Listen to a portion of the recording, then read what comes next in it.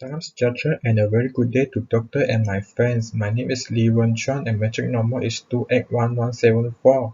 I am from BEED 1013 Malaysian Economic Group G. Today I would like to present about our group assignment which title is Income Inequality in Malaysia Program Pembangunan Desa. I will present three parts which is first 3.0 important of the issue. Second, 5.0 to propose solution to income inequality issue, and the last 6.4 objective of the project.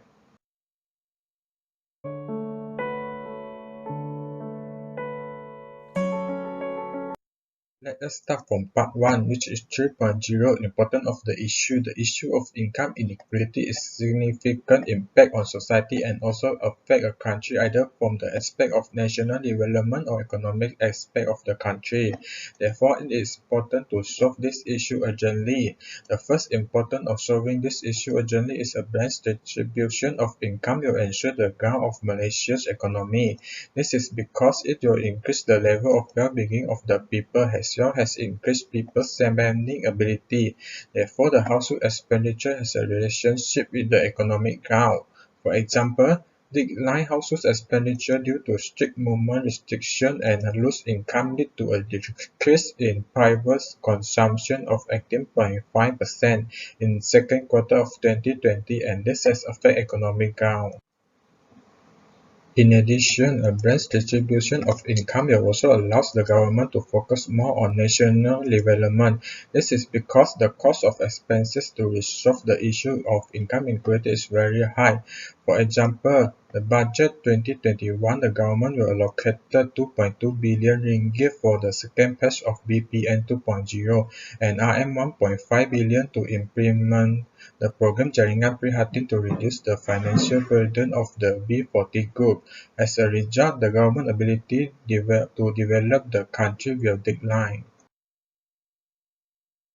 Moving on to the next part, which is 5.0 to propose solution to income inequality issue.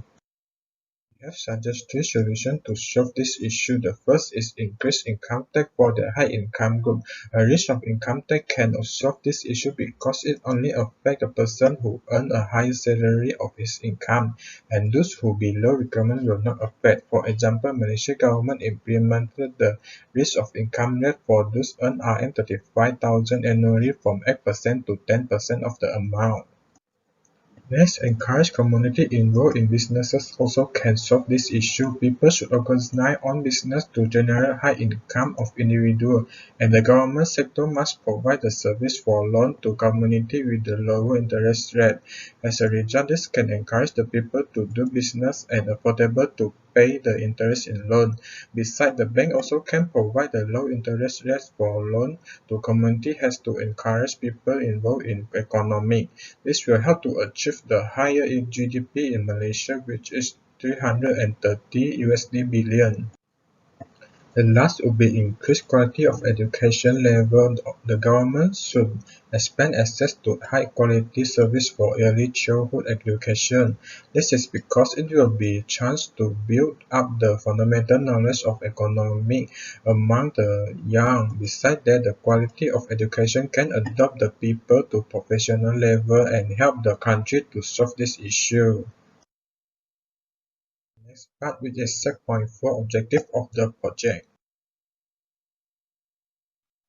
There are four objectives aimed to achieve in this program Pembangunan Desa. First, this program is aimed to increase cargo mobility between rural regions and city. Second, this program aims to increase education level in rural region. Third is to enhance productivity and decrease costs in rural factories at the same time. And the last objective is to raise opportunity of higher paying jobs. That's all for my presentation, and thank you for listening.